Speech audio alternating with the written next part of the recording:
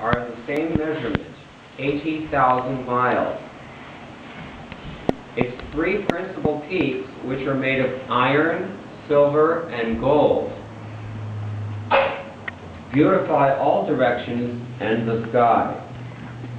This mountain, the mountain also has other peaks, which are full of jewels and minerals, and are decorated with nice trees,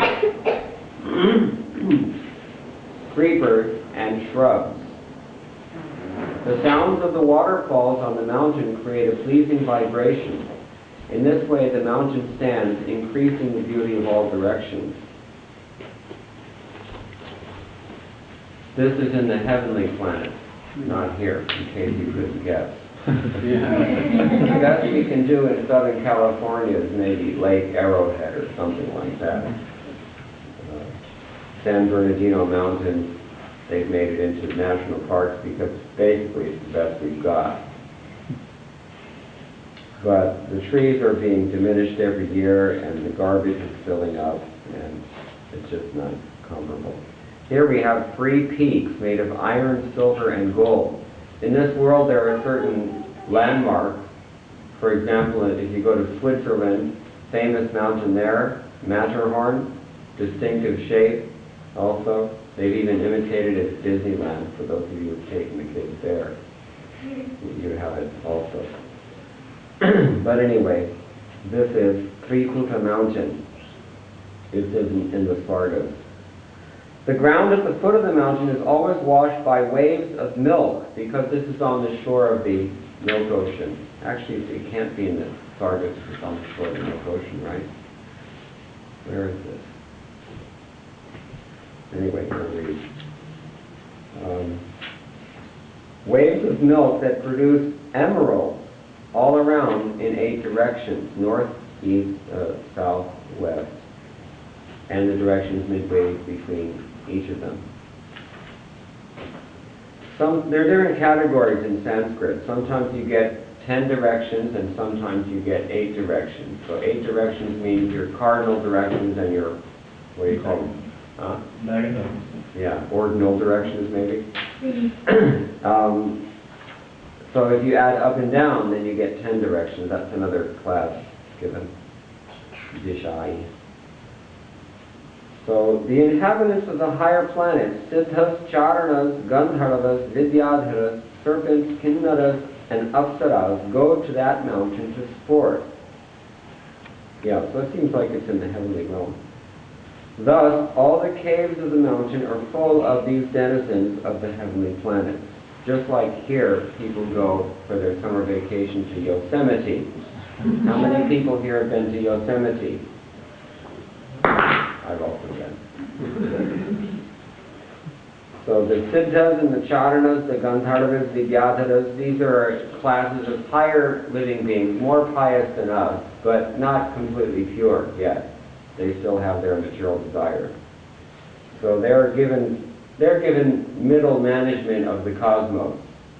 They're given a position in universal administration. So for their vacations, they go to this place, Trikuta. As Prabhupada points out here in short purport. As ordinary men play in the salty ocean, we've got a salt ocean. They have a milk ocean there. As ordinary men play in the salty ocean, the inhabitants of the higher planetary systems go to the ocean of milk. They float in the ocean of milk and also enjoy various sports within the caves of Trikuta Mountain. Here we have Magic Mountain in Valencia. So there they have Trikuta Mountain. Because of the resounding vibrations of the denizens of heaven singing in the cave, the lions there, being very proud of their strength, roar with unbearable envy, thinking that another lion is roaring in that way.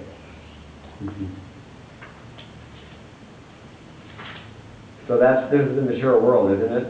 No matter what your position is, there's always envy there. Either you have opulence that someone else is envious of you for, or there's someone else has opulence that you find unbearable.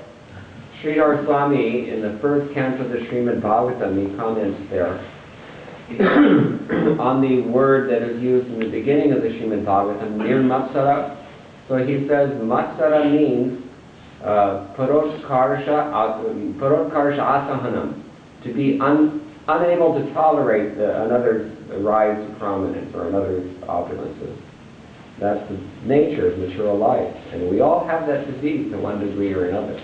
We check out what kind of car the neighbors are driving or our friends, and we make sure that, you know, we don't fall below that level. Isn't it? So that's matsara. That's actually envy. Because we can't tolerate that somebody's outshining me. Isn't it? This is the problem. So everybody who has this, they end up with a material body. Even here we see there are very pious denizens. They're in the material world, in the material world, but even in Sarga, they're still envious. And the lions there in that place, they can't stand it. Now,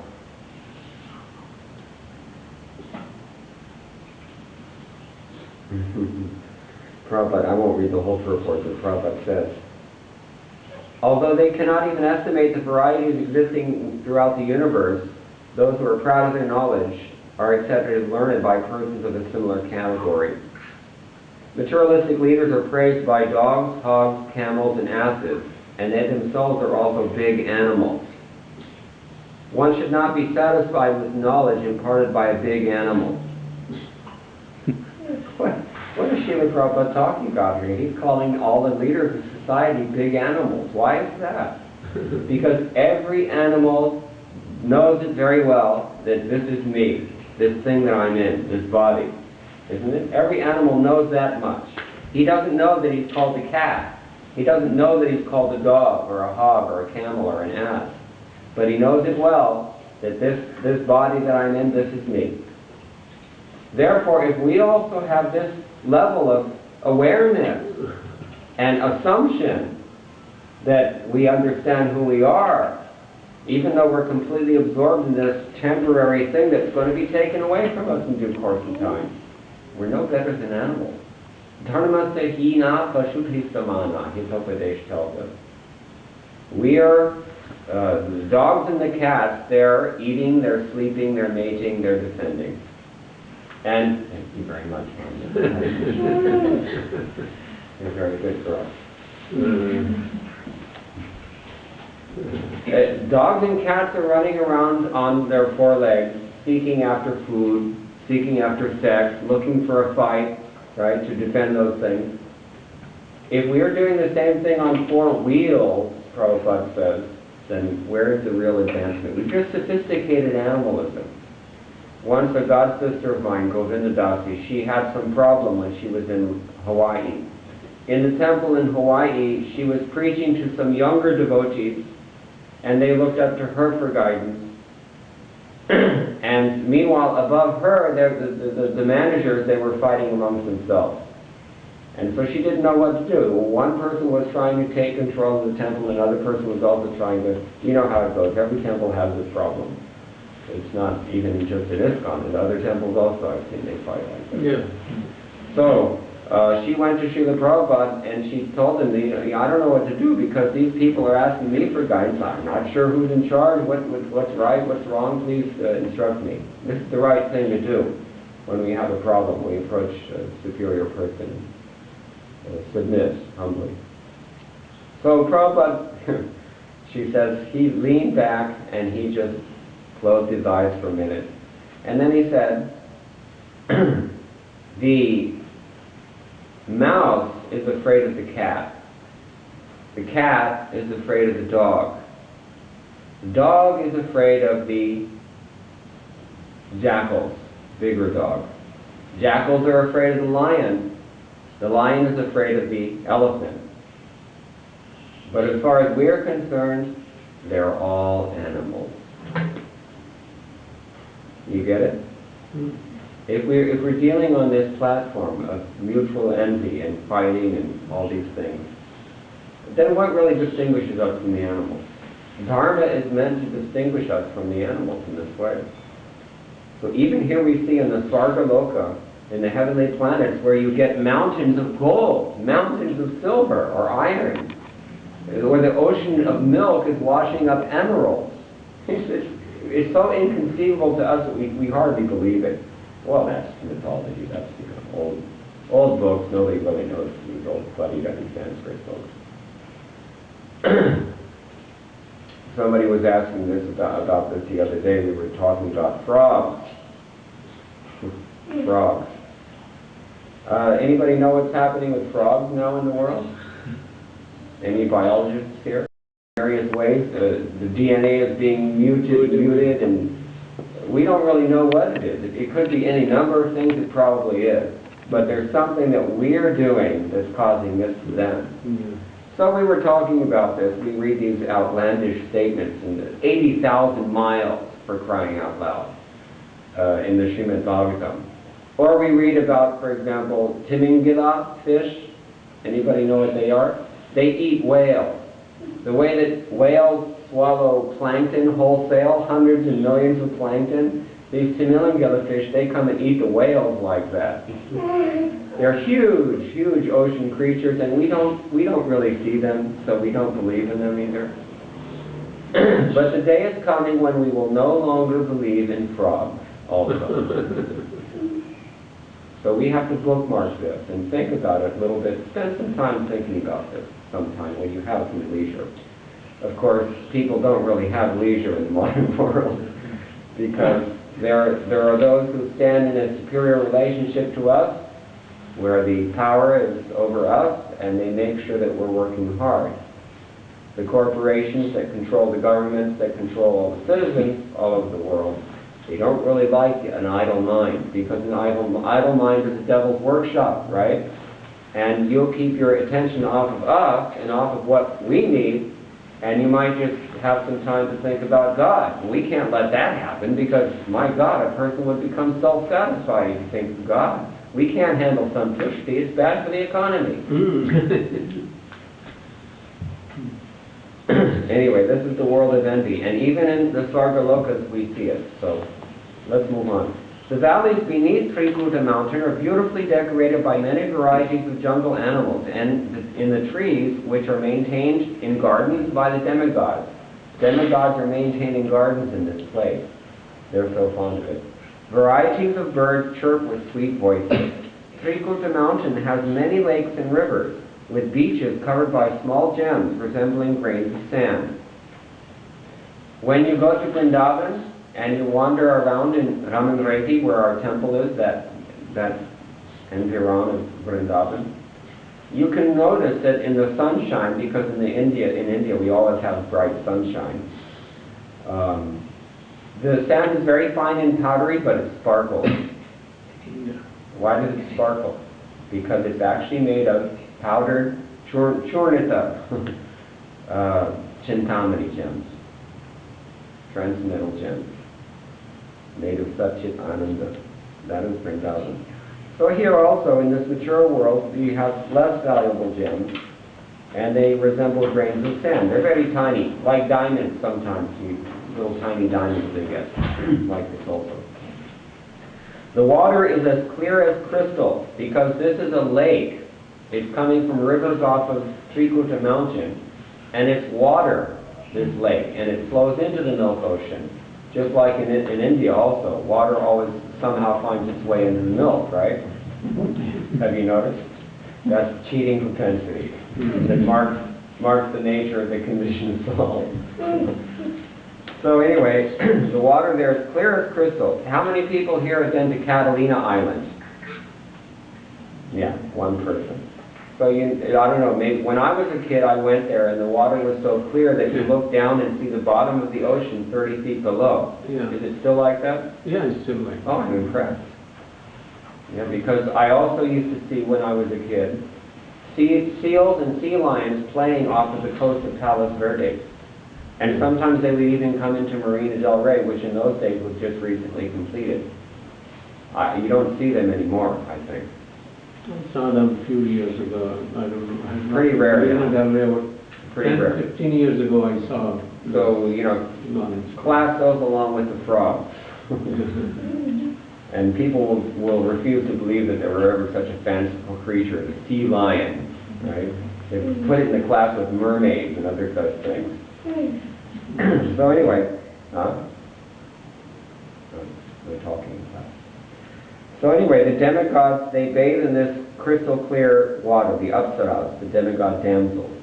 And their bodies lend fragrance to the water and the breeze, thus enriching the atmosphere.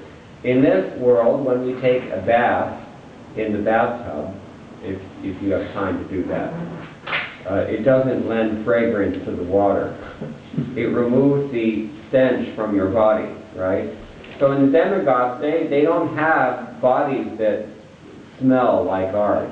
They have bodies with a very pleasing fragrance. So much so that when they bathe, it taints the water with a nice smell. Anyway, let's read on because in a valley of Srikut mountain, there was a garden called Ritumat.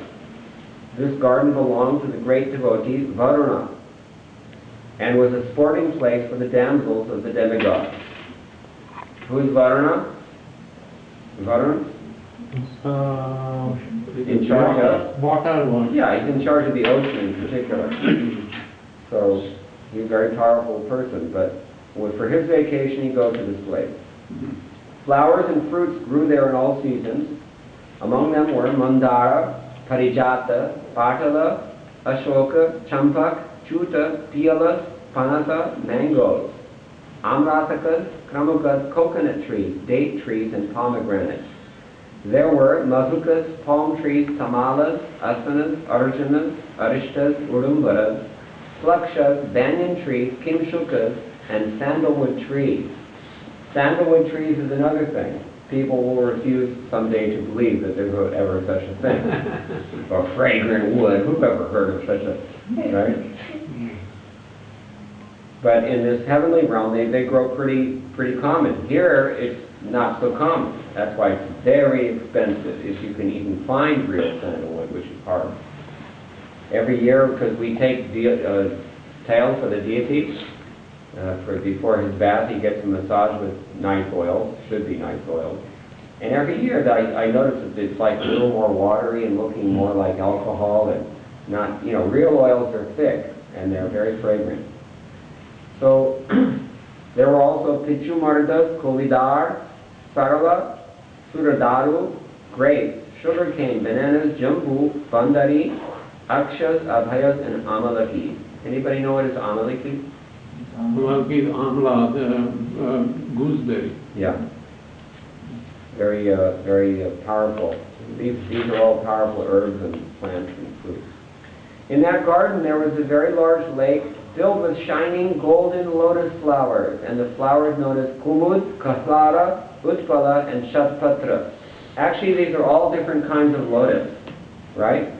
Kalhara, Shatpatra, what's another one? Kumud, Utpala, right? You've heard of Nilotpala, for example, blue lotus. They're water lilies, actually, which added excellent beauty to the mountain. There were also bilva, kapitha, jambira, and bhallataka trees. Intoxicated bumblebees drank honey and hummed with the chirping of the birds, whose songs were very melodious. The lake was crowded with swans, karandavas, chakravakas, cranes, and flocks of water birds, datyuhas, koryashtis, and other murmuring birds. Because of the agitating movements of the fish and tortoises, the water was decorated with pollen that had fallen from the lotus flowers. The lake was surrounded by kadamba flowers, vetasa flowers, nalas, nipas. What's nipa? It's another name for kadam. Vanjulakas, kundas, kurubakas, ashokas, shirisha, kutaja, inguras, kubjakas, swarnayuthis, nagas, Pulnagas, Jatis, Mallika, that's, everybody knows that. Mallika? Jasmine. Yeah, jasmine. Many kinds of lotuses in Sanskrit, many kinds of jasmine also. Yeah. It shows the number of synonyms we have for a word shows the concerns of the human being, right? Here we have many different kinds of words for other things. But okay, so Shatapatras, Jalakas, Madhavi Lata, that's another kind of jasmine, Madhavi. The banks were abundantly adorned with varieties of trees that yielded flowers and fruits in all seasons. That's the difference between Los Angeles and heaven. Thus, the entire mountain stood gloriously decorated, we can say quite frankly. The leader of the elephants who lived in the forest of the mountain, Trikuta, once wandered toward the lake with his female elephants. He broke many plants, creepers, thickets, and trees, not caring for their piercing thorns. When you're an elephant, you can do this. I saw an elephant in South India. We were on Padayatra in the 1980s. And this elephant was coming along with the party. We had an elephant with part of our entourage. And this elephant would just, at leisure, he would step aside off the road and pull up a tree and just toss it for fun. You can't do this. Only you would watch this tree sailing through the air. So,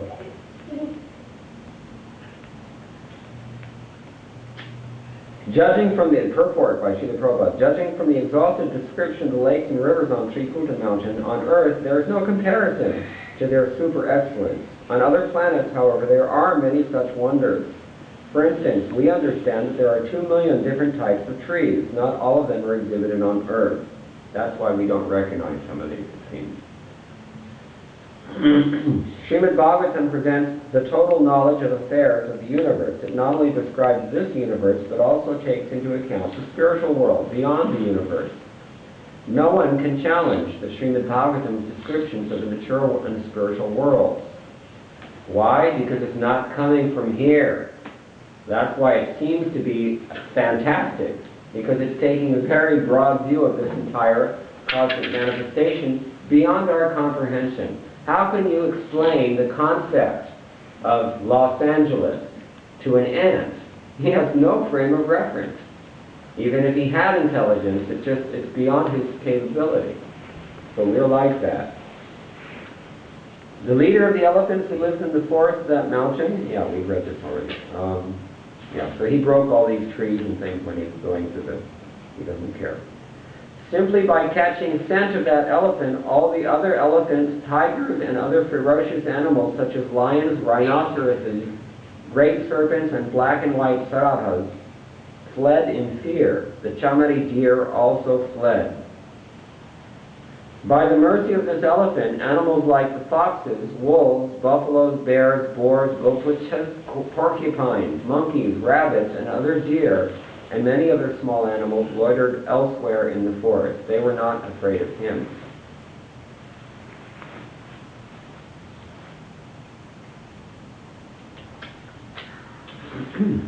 Like a human being, surrounded by the herd's other elephants, including females, and followed by the young ones, Gajapati, the leader of the elephants, made Trikuta mountain tremble all around because of the weight of his body. He was perspiring, liquor dripped from his mouth, and his vision was overwhelmed by intoxication. He was being served by bumblebees who drank honey, and from a distance he could smell the dust of the lotus flowers which was carried by the lake, and carried from the lake by the breeze. Thus surrounded by his associates, who were afflicted by thirst, he soon arrived at the bank of the lake. The king of the elephants entered the lake, bathed thoroughly, and was relieved of his fatigue. Then, with the aid of his trunk, he drank the cold, clear nectarean water, which was mixed with the dust of lotus flowers and water lilies, until he was fully satisfied. Like a human being who lacks spiritual knowledge and is too attached to the members of his family, the elephant, being illusioned by the external energy of Krishna, had his wives and children bathe and drink the water. Indeed, he raised water from the lake with his trunk and sprayed it over them. He did not mind the hard labor involved in this endeavor. By the arrangement of providence, O king, a strong crocodile was angry at the elephant and attacked the elephant's leg in the water. The elephant was certainly strong, and he tried his best to get free from this danger sent by providence. We were talking about envy. Here it is. Hey, you're on my turf. That's what the alligator is thinking. After all, the alligator belongs in the water. The elephant doesn't belong there. He's intruding on my space. This was his concept. Therefore, he clamped down and locked on and shook vigorously, trying to get rid of this elephant. Thereafter, seeing Gajendra in that grave condition, his wives felt very, very sorry and began to cry. That's all wives can do in such a condition. The other elephants wanted to help Gajendra, but because of the crocodile's great strength, they could not rescue him by grasping him from behind. O king, the elephant and the crocodile fought in this way, pulling one another in and out of the water for 1,000 years. That's 1,000 years is in the Deva's realm. It's a long, long time. Upon seeing the fight, the demigods were very surprised. Thereafter, because of being pulled into the water and fighting for many long years, the elephant became diminished in his mental, physical, and sensual strength. The crocodile, on the contrary, being an animal of the water, increased in enthusiasm, physical strength, and sensual power. Prabhupada writes in his purport here that this demonstrates the importance in this world of being in your element, as we say in English. What does that say? What do we say in Sanskrit for that? You have to be situated in your swabhava and in your swadharma, in your natural inclination, in your tendency, which the Shastra will direct you to do. You cannot be effective if you're not situated in your dharma. It's a very important point. And here we see that the Gajendra, even though he was such a powerful elephant, because he was not in his swabhava, he was losing the fight. And because the crocodile was acting in his swabhava, he was winning. When the king of the elephants saw that he was under the clutches of the crocodile by the will of providence, and being embodied and circumstantially helpless, he could not save himself from danger. He was extremely afraid of being killed. He consequently thought for a long time, and finally reached the following decision. There's a nice verse about this from Bilva Mangalataka. Well, there are many nice verses. We all know the song, He Govinda, He Gopal, right? He Govinda Rakho Shana Abto Jivan Hare. It's about the same pastime. So Bilva Mangalataka says that when Gajendra was harassed and attacked in this way by the crocodile, what did his friends do? They tried to help him first, but when they saw that they couldn't help him, what did they do? Turn away. They all scattered. In this mature world, when you're having a hard time, this is what you can expect. Your friends will all scatter. Or, even worse than that, sometimes what do they do instead? They turn on you. When they find that you're down, then they take advantage of you. Yeah. So-called friends in this mature world. We've experienced all of us. And even his poor wives, what could they do? They couldn't really do anything. They could cry. And he's watching them on the shore crying for him. He knows it's hopeless. Imagine what he was feeling at this time. We may find ourselves in a similar condition one day. That's why this story is here. We have to know how to deal with it when it happens upon us, because it certainly will. It's just a question of time. The karma is going up and down like the spokes on a wheel that's spinning, Kalidas says, the Sanskrit poet. A wheel spinning very fast, you don't notice who's on top and who's on the bottom. It doesn't matter because it's so insignificant. The thing is spinning so fast it's a blur. But due to the time factor, we may be sitting on top of the world right now, but we'll be on the bottom of the world in due course of time. It has to happen this way. It always does. So unfortunately, this was Gajendra's position. So he began to consider, the other elephants, who are my friends and relatives, could not rescue me from this danger. What then to speak of my wives? They cannot do anything. It's by the will of providence that I have been attacked by this crocodile, and therefore I shall seek shelter of the Supreme Personality of Godhead, who is always the shelter of everyone, even of great personalities. The Supreme Personality of Godhead is certainly not known to everyone, but he is very powerful and influential. Therefore, although the serpent of eternal time, which is fearful in force, endlessly chases everyone, ready to swallow him, If one fears this serpent and seeks shelter of the Lord gives him protection, for even death runs away in fear of the Lord. I therefore surrender unto him, the great and powerful supreme authority, who is the actual shelter of everyone. Chapter 3, Gajendra's prayers of surrender. They're a little long, so I'm just going to read the summary here. In this chapter, the prayers of Gajendra, the king of the elephants, are described. It appears that the king of the elephants was formerly a human being known as Indradyumna, and that he learned a prayer to the Supreme Lord. Fortunately, he remembered that prayer and began to chant it to himself. First, he offered his respectful obeisance to the Supreme Personality of Godhead, and because of his awkward position in having been attacked by the crocodile, he expressed his inability to recite prayers nicely. Nonetheless, he tried to chant the mantra and expressed himself in appropriate words as follows. Vishaka. He said, "The Supreme Personality of Godhead is the cause of all causes, the original person from whom everything has emanated. He is the root cause of this cosmic manifestation, and the entire cosmos rests in him. Yet he is transcendental, for he does everything in relation to the material world through his external energy. He is eternally situated in the sky. Although the transcendental Supreme Personality of Godhead is perceivable by everyone, only the pure devotees perceive his presence and activities." In other words, it's possible for us to perceive the Lord, but we don't until we become pure devotees. Everybody can do this, but we don't. Out of choice, we don't do it. The Supreme Personality of Godhead is completely free from material birth, death, old age, and disease. Indeed, if anyone in this material world takes shelter of him, he also becomes situated in that transcendental position. For the satisfaction of the devotee, the Lord appears and exhibits his activities. His appearance, disappearance, and other pastimes are not at all material. One who knows this secret can enter into the kingdom of God. In the Lord, all opposing elements are adjusted. The Lord is situated in everyone's heart. He is the controller of everything.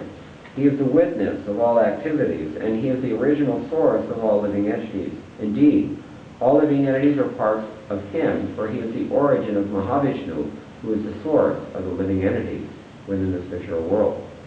The Lord can observe the activities of our senses, which can work and achieve material results because of his mercy. In the Dharma Shastra, there's a nice verse that we sometimes chant when we rise in the morning. Prata prabodhito Vishnu rishikeshene yatvaya. What does that mean? My dear Lord, thank you for waking me up in the Brahma Muhurta, those of us who rise before sunrise. Because the Lord can wake us up. If he doesn't give his mercy, we can't wake up. So devotee is conscious. Rishikesha. He's called Rishikesha. He controls our senses. He owns them and controls them for us. The Kena Upanishad has this as its topic of discussion. Who is it that gives sight to the eyes? How is it that the ears hear? Where does this faculty come from? We don't think about these things usually. We think about, how to get home in time for prasadam, how to pay the bills. We don't think about these things because those who are exploiting us make sure we don't have time to think about them. If we have time to think about them, we might become peaceful. We can't let that happen. We've already done that. So anyway, this is Rishikesha. And the Lord, although he is the original source of everything, he is untouched by any of his byproducts. In this way, he's like a gold mine, which is the source of golden ornaments, and yet is different from the ornaments themselves. The Lord is worshipped by the method prescribed in the Pancharatras. He is the source of our knowledge, and he can give us liberation. Therefore, it is our duty to understand him according to the instructions of devotees, in particular the spiritual master. Although for us in the mode of goodness is covered, although for us the mode of goodness is covered, by following the instructions of saintly persons and the spiritual master, we can be freed from the material flesh. The material the self-effulgent material form of the Supreme Personality Godhead is adored by non-devotees. That's the Virat Rupa, this imaginary form of the universe as God. His impersonal form is adored by those advanced in spiritual knowledge, the Jnani. And the feature of localized Paramatma, Supersoul, is appreciated by the yogis. But his original form as a person is understood only by devotees. That Supreme Personality of Godhead is competent to dissipate the darkness of the conditioned soul through his instructions in Bhagavad-gita. He is the ocean of transcendental qualities and can be understood only by liberated persons freed from the bodily concept of life. By his causeless mercy, the Lord can rescue the conditioned soul from the material flesh and enable him to return home, back to Godhead, to become his personal associate. Nevertheless, a pure devotee does not aspire to go back to Godhead. He is simply satisfied with executing his service in this material world. A pure devotee does not ask anything from the Supreme Personality of Godhead. His only prayer is to be freed from the material conception of life and be engaged in the Lord's transcendental loving service. In this way, the king of the elephants, Gajendra, offered prayers directly to the Supreme Personality of Godhead without mistaking him for one of the demigods. None of the demigods, therefore, came to see him, not even Brahma or Shiva. Rather, the Supreme Personality of Godhead, Narayana, seated on Garuda, personally appeared before him, Gajendra, by lifting his trunk, offering obeisances to the Lord, and the Lord immediately, Gajendra, by lifting his trunk, offered obeisances to the Lord, and the Lord immediately pulled him from the water along with the crocodile who had captured his leg. Then the Lord killed the crocodile with his disc, Sudarshan disc. He sent it flying and it sliced off the head of the crocodile like a razor. Then the Lord killed the crocodile and thus rescued Gajendra. Now we have the final chapter. Chapter 4. Gajendra returns to the spiritual world. This fourth chapter describes the previous birth of Gajendra and the crocodile. It tells how the crocodile became a Gandharva and how Gajendra became an associate of the Supreme Personality of Godhead. There was a king on the Gandharva planet whose name was... She knows. Hoo-hoo. The king's name was Hoo-hoo. Can you say that, kids?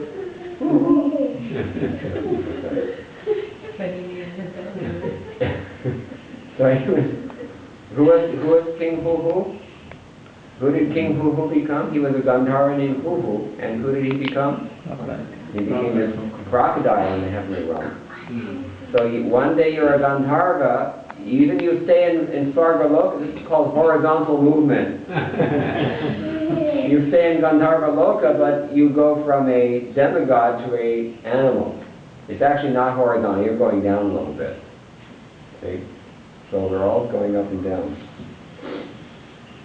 So this was King Hoo-hoo, and he was enjoying with women in the water, and while enjoying, you know, sometimes we tease our wife, or we play with the kids, and we pull on their legs and do other things in the water. So that's what he did. But it wasn't his child or his wife whose leg he pulled. Whose leg was it? Anybody know? Srimurti knows. It was Devala Rishi. It was a sage. So he committed an offense to the sage. See? So sage Devala Rishi was also taking a bath in the water. And this King Hoo-hoo, while enjoying with his wives, he pulled on the leg of Devala Rishi. Upon this, the sage became very angry and immediately cursed him to become a crocodile. So there are accidents even on royal roads, Prabhupada says. You may make it to Svargaloka, but, you know, we all make mistakes. And even he's a Gandharva in Svargaloka, but because of this offense, the sage became angry and cursed him, now you're going to become a crocodile. See? So he ended up in this form.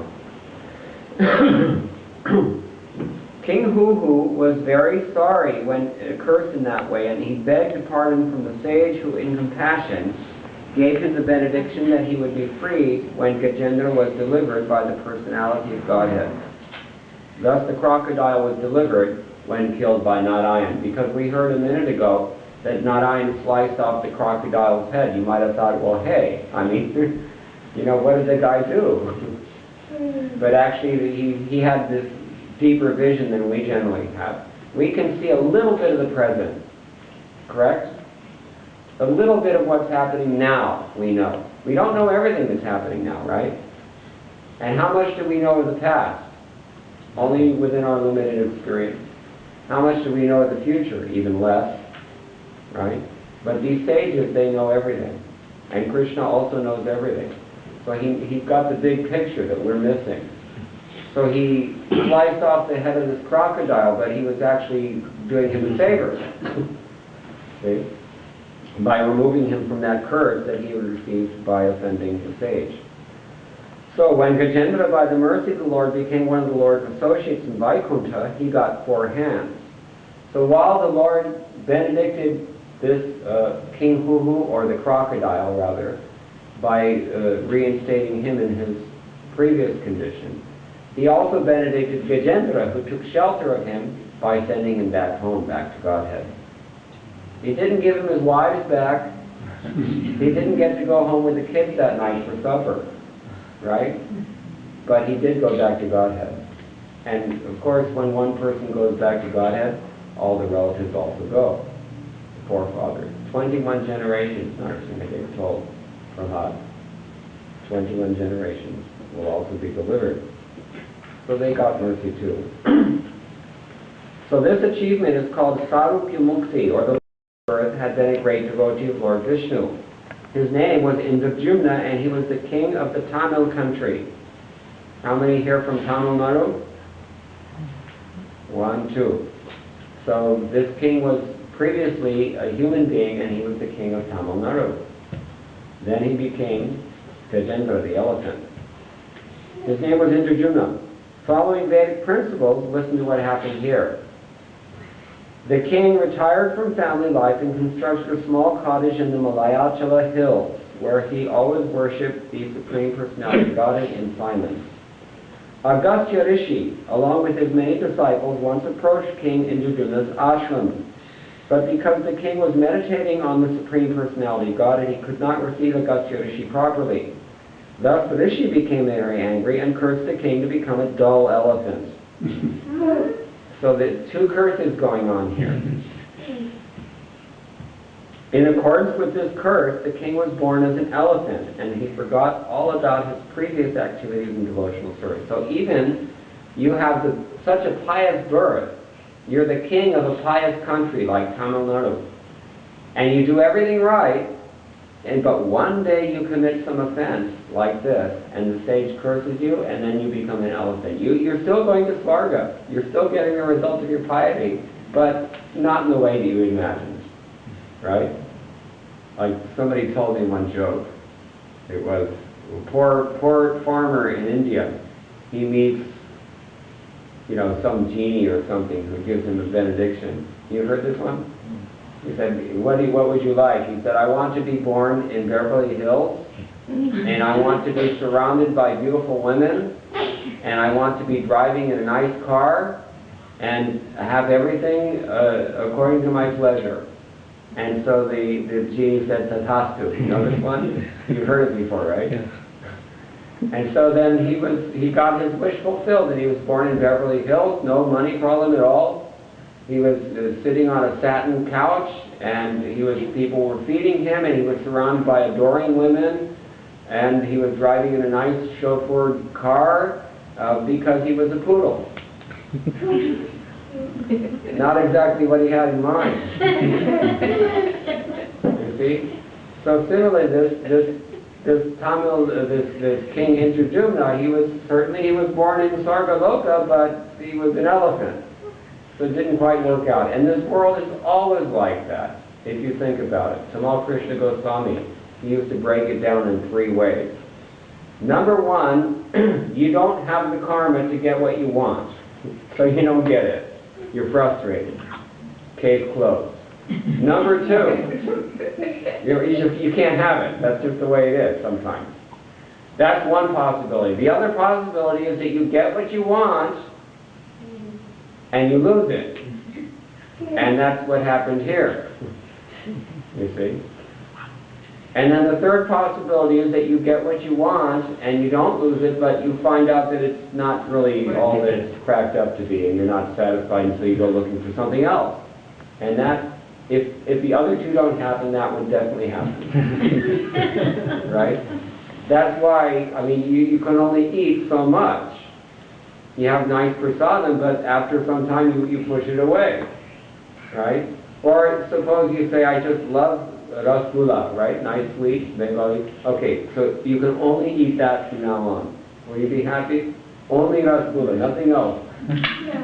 It doesn't work. So this material world is like that. It's designed in such, it's a setup. It's designed in such a way that you're going to be frustrated one way or the other. It is guaranteed. It's not supposed to work.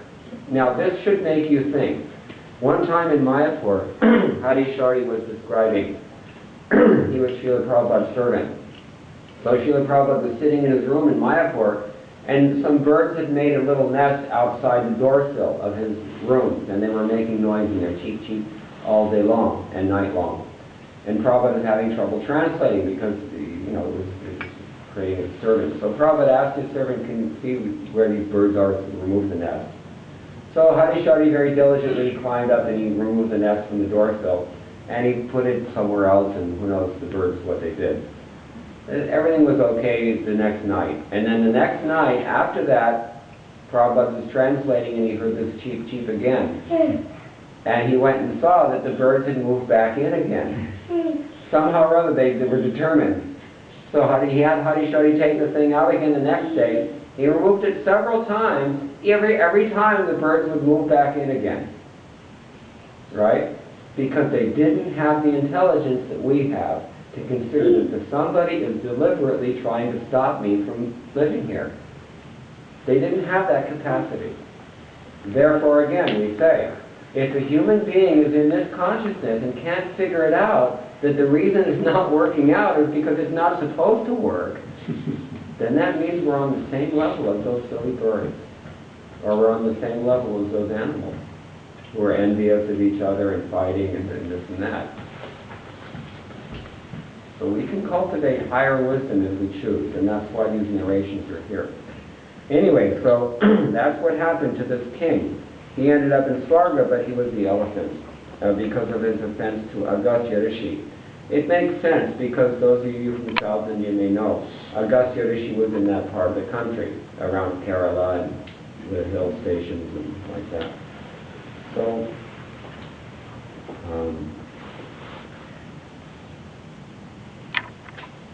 nevertheless, in his birth as an elephant, when he was dangerously attacked by the crocodile, he remembered his past life in devotional service and remembered a prayer that he had learned in that life. So the samskars of bhakti, when you perform bhakti, you are planting this seed for future fructification. And the samskars will always be with you, even if your conscious mind doesn't register. Because especially at the time of death, if you don't know, anybody here been close to death yet? Nobody. See, we don't know. Or if you've seen someone who's close to death, they lose it. They all lose it. They can't process anything. The rational mind shuts down. The senses no longer work with each other. Neither do they work independently. Nor do they deal with the brain. The whole system just goes haywire. And you lose control totally. And you're just, at that point, you're at the mercy of the material nature or of the Supreme Personality of Godhead, as the case may be. And this is coming for all of us. Everyone is going to die. And we don't know when. It might be tonight. It might be in 60 years. It might be in 3 years. It never comes when we're ready for it. It always comes in a way we don't expect, almost always, and it's real. It's 100% mortality rate in this room. My mother always used to say, bless her heart, before she died, she always used to say that if I get to the point where I can't live without, like, tubes and everything artificial, I don't want to go there. I just don't do that. Don't let them keep me hooked up on a life support sort of whatever. And that was her position for as long as I could remember. For 20, 30 years she had this. But when the moment came, after she had a massive heart attack in 2006, when the moment came that the doctors told us she has days left only, she'll die for sure. And we told her that, Mom, we have a choice. The doctor's giving us a choice. We can either unplug this thing right now and you won't be able to breathe anymore, and you'll die. Or we can leave you on the life support and you may not come back again. Ever again. This may be the situation that you've always told us you don't want. Anybody want to guess what my mother chose? Don't pull the plug. Everybody freaks out at the time of death. Everybody. Because none of it, we don't even have a concept of what it is. We're so intoxicated by this material energy and so inebriated by this artificial ruse that has been created by the Maya of the Lord, just to condition us in a particular way. We're all living in our own world, literally. Vayur gandhan ivashayat, the Krishna says in Bhagavad-gita. As the air carries aromas, so there are that many world views and that many outlooks on life. Every one of us is living in a world that actually doesn't exist objectively. It only exists subjectively as the instrument of our own karma. There is a real world. It's not that this world doesn't exist, but none of us are in touch with the real world.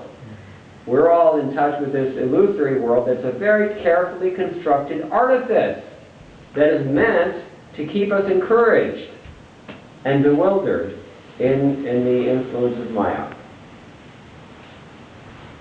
But if we, and Krishna says, Devi Hiesha Gunamai, Mama Maya Bhuratyaya, nobody gets over this thing. Gachati. You cannot easily go outside of it. Fort, prison, Durga. This world is that thing only. We're all shackled here. And we're so bewildered by Maya that we think that this is reality. We think we have a clue as to who we are. We think that the faculties that we currently enjoy at someone else's expense, we assume erroneously that this is me, this is my real position, and it's going to always stay this way. No, sir. You can change when your planets change, when you go into Saturn, or when you go into Rahu. Your whole personality can change. I've seen it happen with people. We don't know what reality is, we don't know who we are, we don't know what's going on, and we don't know what's next, but we know something is coming, and that's called death. So anyway, Gajendra was in this position. He forgot all about his previous activities in devotional service, but because the bhakti samskars are so deep and so powerful, even in this dull elephant's body, still in Svarga, but as an elephant, he somehow, the subconscious memory of his previous piety came to his mind, and he remembered a mantra that he used to chant in his previous life when he was in Arjuna. Therefore, Prabhupada writes in commenting on this passage that every one of us should very carefully practice chanting some mantra like this, so that in the next life it will be there. Even in our sleep, we should. You want to check and see where you're going in your next body? What did you dream last night? Anybody remember? Mark it. Carefully mark. What are you dreaming about at night? That's where you're going. That is the condition of your subtle body. And we know that the subtle body, the sukshma sharir, that's antahkarana, they call it in Sanskrit, that is the mind, the intellect, and the ego, the triumvirate. They work together. that is the vehicle through which we are conveyed to another gross body when this one becomes no longer suitable for sustaining life. It's a great science. So, Bhakti samskars are transcendental to that. They go deeper even than this antahakarana. And therefore this Maharaj, or the Gajendra, he could remember his existence as in his previous life as in the devotion that he was rendering, and he remembered the mantra.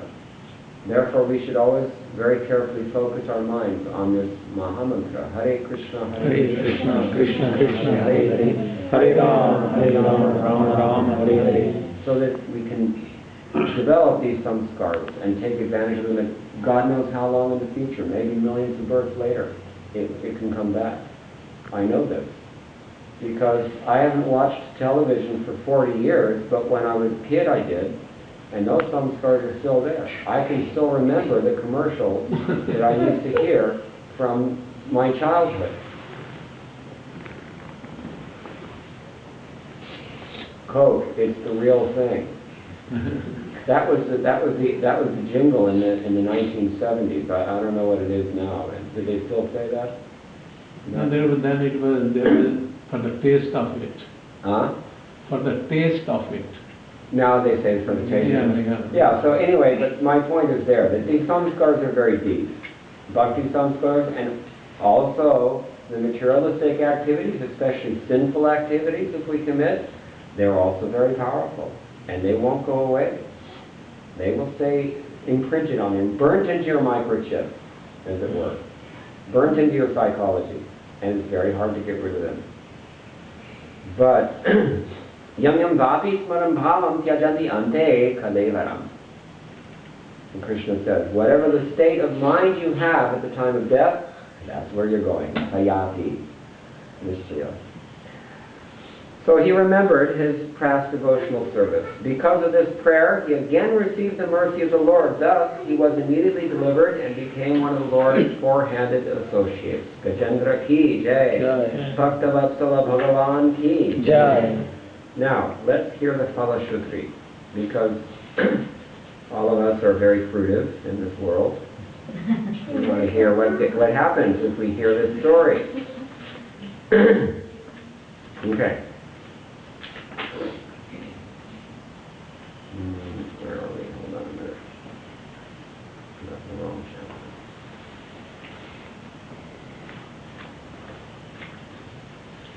Okay. My dear King Parikshit, I have now described the wonderful power of Krishna as displayed when the Lord delivered the king of the elephants. O best of the Kuru dynasty, those who hear this narration become fit to be promoted to the higher planetary systems.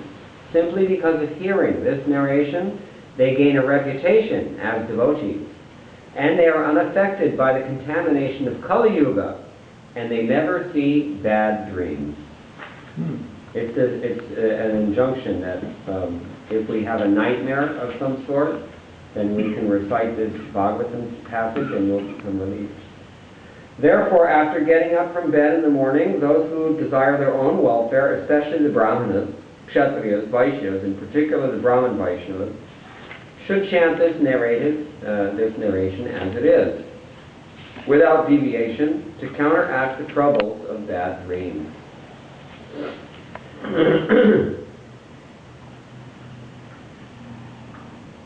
O best of the Kuru dynasty, the Supreme Personality of Godhead, the super soul of everyone, being thus pleased to address Gajendra in the presence of everyone there, he spoke the following blessing. So this is Narayana, who came and delivered Gajendra. Now he's giving Gajendra a benediction. We've been given a benediction for hearing this pastime. Now let's hear what happens, what the Lord said to Gajendra. The Supreme Personality of Godhead said, freed from all sinful reactions are those who rise from bed at the end of the night, early in the morning, and fully concentrate their minds with great attention upon my form, your form, this lake, this mountain, the cave, the garden. What was the garden called? You know this. Ritumat. And what was the mountain called? Trikuta. That's easy, because there's a gold one, silver one, and an iron one. That's easy to remember. We can see it in our minds, right? And Krishna says if you do see this in your mind, as you recall this pastime, and a little over here. You become free from reaction. So he says, this lake, this mountain, the caves, the gardens, the cane plants, the bamboo plants, the celestial trees, the residential quarters of me, Lord Brahma, and Shiva, the three peaks of the Trikulta mountain made of gold, silver, and iron, my very pleasing abode, the ocean of milk, the white island Shvetadweep, which is always brilliant with spiritual rays, my mark of Srivatsa, the coast of Hajam, my Vaijayanti garland, my club, Kaumotaki, my Sudarshan disc and Panchajanya conch shell, my bearer, Garuda, the king of the birds, my bed, Sheshanaga, my expansion of energy, the goddess of fortune, Lord Brahma, Narad Muni, Lord Shiva, Prahlad, my incarnations like Matsya, Kurma, and Varaha, my unlimited, all-auspicious activities which yield piety to he who hears them, the sun, the moon, fire, the mantra Omkar, the absolute truth, the total material energy, the cows and brahmanas, devotional service, the wives of Soma and Kashyapa, who are all daughters of King Daksha, the rivers Ganges, Saraswati, Nanda, and Yamuna Kulindi, the elephant Airavata, Dhruva Maharaj, the seven rishis, and the pious human beings. So if we remember these things, we become freed from sinful activities. I was in, what's his name, Nama Avatar's apartment this afternoon. He's got a nice view. He sees palm trees everywhere. It made me remember what Srila Prabhupada said, that if someone sees a palm tree, he becomes pious. So that's one good thing about living in Los Angeles. There was one city, I think it was in Phoenix, Arizona. They cut off all the tops of the palm trees because they were coconut palms. They were afraid the coconuts were going to fall down and hit someone on the head and the city would have a liability. So they chopped them all off. And they told Prabhupada about this, and Prabhupada just shook his head and said, never in the history of Bengal, which is full of palm trees, has there ever been an instance of a coconut falling and hitting someone on the head. You know why coconuts, they don't hit people on the head when they fall? Lalita? Vishaka, do you know? Vanya? The coconuts don't hit you on the head when they fall from a tree because they have three eyes. On the end of the coconut, you know they have the little... They can see where they're going. So if they're falling down and they see a child like you there, then they're going to turn their course. My dear devotees, unto those who rise from bed at the end of the night and offer me prayers offered by you, I give an eternal residence in the spiritual world at the end of their lives. Wow, did you hear that? Let's read this again. This is Lord Narayan benedicting Gajendra. My dear devotees, unto those who rise from bed at the end of the night and offer me the prayers offered by you, I give an eternal residence in the spiritual world at the end of their lives. You go back to Godhead. If you wake up early in the morning, take a nice shower, put on tilak, sit down and recite this pastime. You'll go back to Godhead, he says, at the end of the slide. Recite or the stotra which Gajendra... The stotra. Yeah. Yeah. So recite the stotra. Yeah. Ye mam stuvanti aneyanga. Yeah, the stuvanti. Those who recite the stotra. Sri Shukadeva Goswami continued. This is the last verse, kids, in case you're getting fidgety. After giving this instruction, the Lord, who is known as Rishikesha, bugled with his Panchajanya conch shell, in this way pleasing all the demigods, headed by Lord Brahma. Then he mounted the